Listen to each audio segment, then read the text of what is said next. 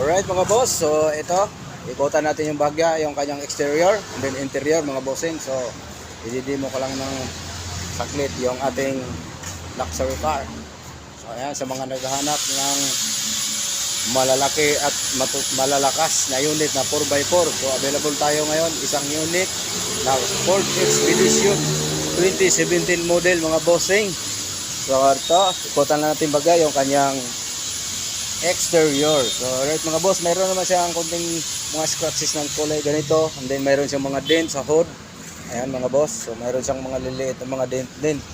Ayan mga bossing, dito naman pakinis na yan mga bossing. So automatic transmission to mga bossing na 3.5 gasoline 4x4.